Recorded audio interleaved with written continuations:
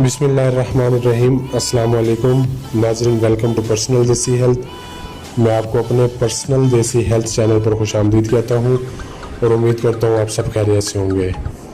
नाज़रीन, आज की इस वीडियो में मैं आधे सर के दर्द का एक बेहतरीन, ज़बरदस्त और नहायत ही मुफीद नुस्खा लेकर हाजिर हुआ हूँ, जिसके इस्तेमाल के बाद आपकी आधे सर का दर्द मुकम्मल तौर पर ठीक हो जाएगा, वो भी 2 से 3 दिन में मुकम्मल तौर पर ठीक हो जाएगा।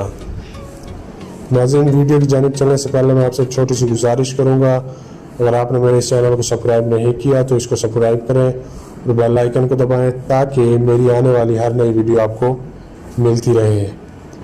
नाज़रीन, वीडियो की जानिब चलते हैं। उसमें दरकार सिर्फ़ और सिर्फ कलवंजी का तेल है।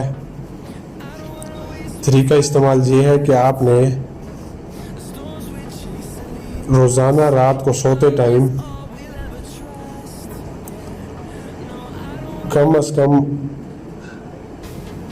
आधे से आधा चम्मच यानी कि 6 से 7 कतरे आपने दूध में डालने हैं। हल्का गर्म दूध हो और उसको पी लेना है।